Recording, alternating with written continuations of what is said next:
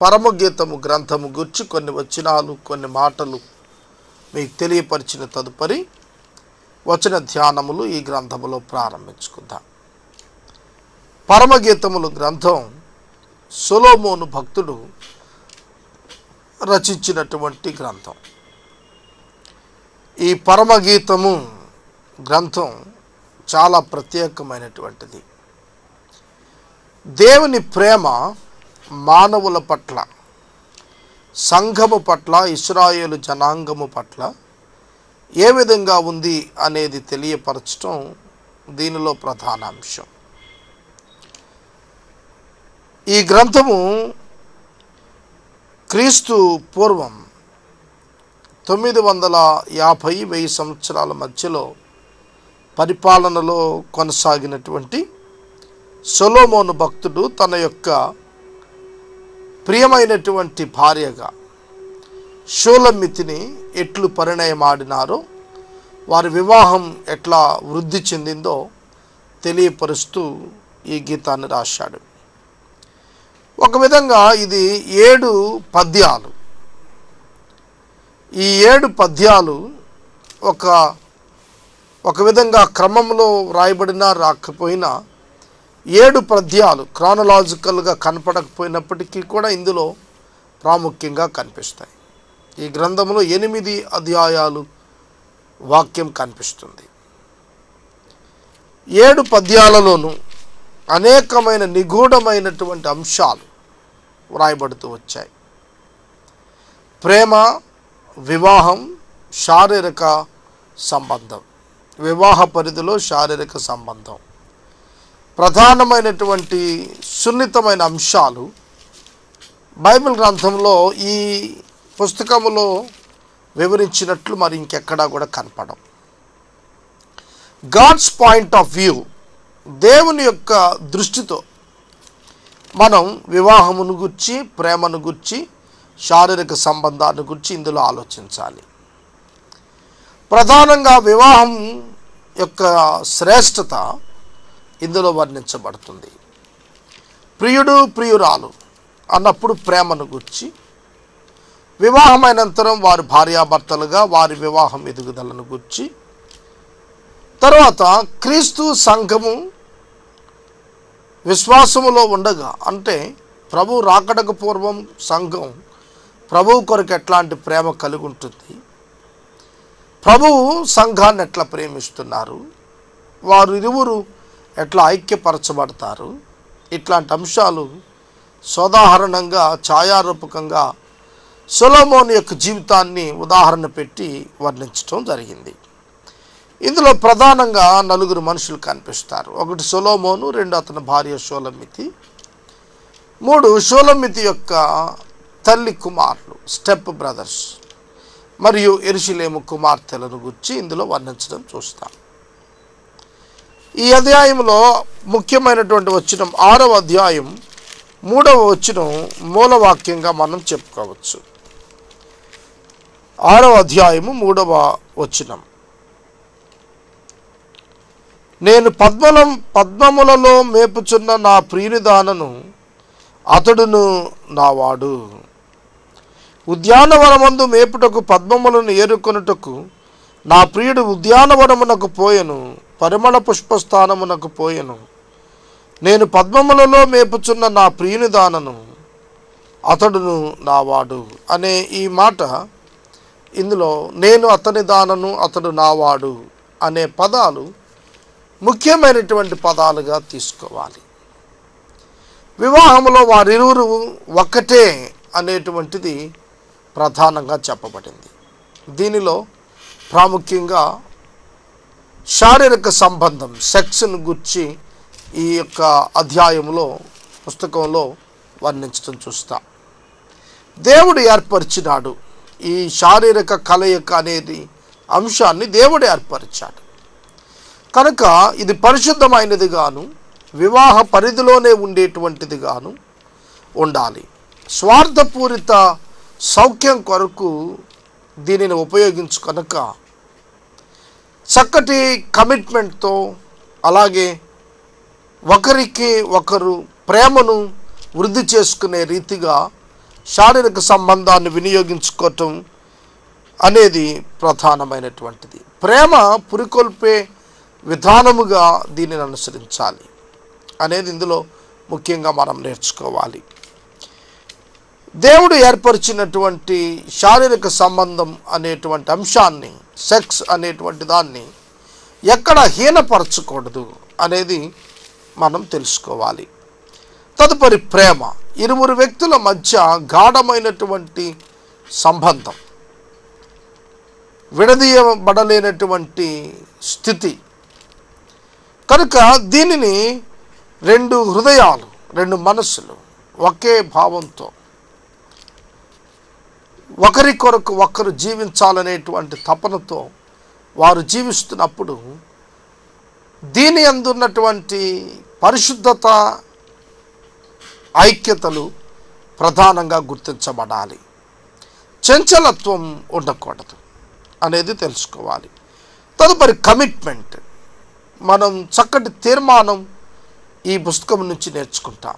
భార్యాభర్తలు అనుదినం ఒకరికి ఒకరు కమిట్మెంట్ ఇవ్వటంలో, దానిని కంటిన్యూ చేయటంలో, ఆ కమిట్మెంట్కు లోబడి ఉండటంలో అనుదినము వారు జాగ్రత్త తీసుకోవాలనేది ఈ పుస్తకంలో కనిపిస్తుంది.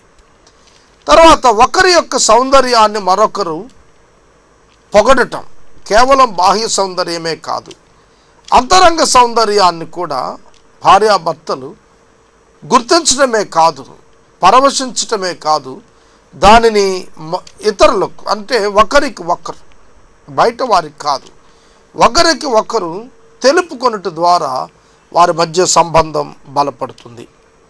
వారి మధ్య అనేకమైన సమస్యలు వస్తాయి. ఒంటరితనము, అలాగే వ్యత్యాసాలు వస్తాయి, రహస్యాలు కొన్నిసార్లు డిఫరెన్సెస్ తీసుకొచ్చే అవకాశం ఉంటుంది. ఇట్లాంటి వాటిని గుర్తెరిగి వివాహమును సరిచేసుకోవటానికి ఈ గ్రంథం ఉపయోగపడుతుంది.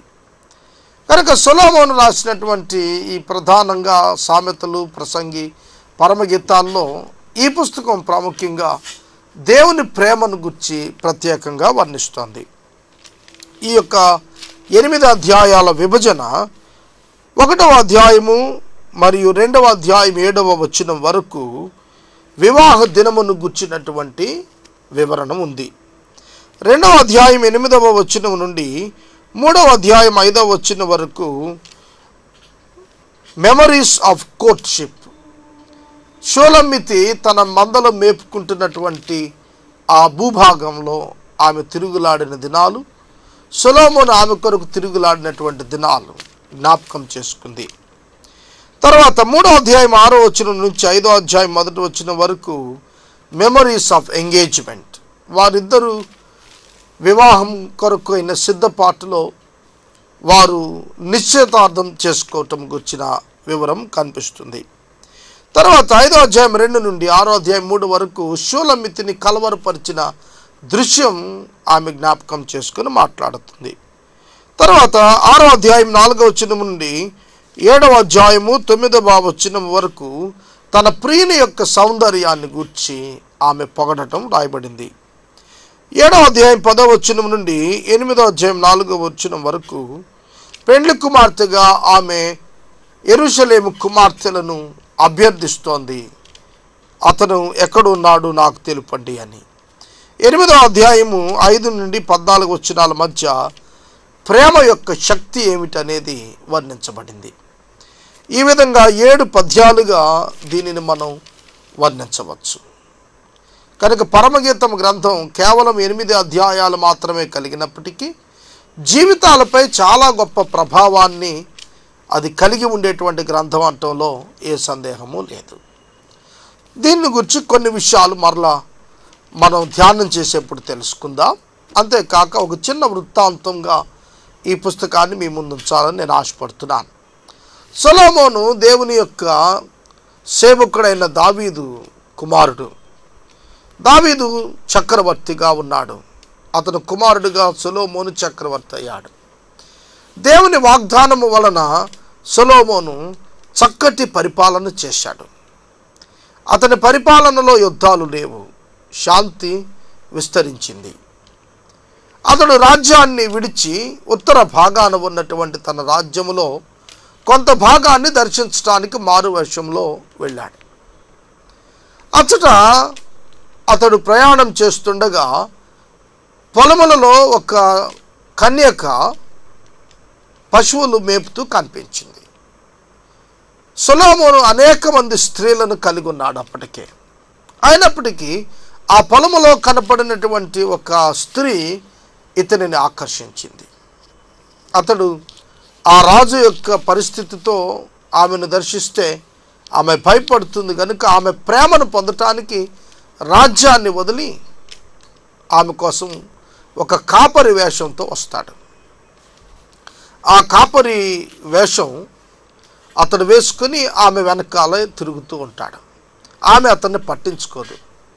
కొద్ది కాలం తర్వాత రాజ్యంలో విపరీతమైన పరిస్థితులు వచ్చేస్తున్నాయి. రాజు లేకపోవటం వల్ల డెసిషన్ మేకింగ్ కష్టమైపోతుంది.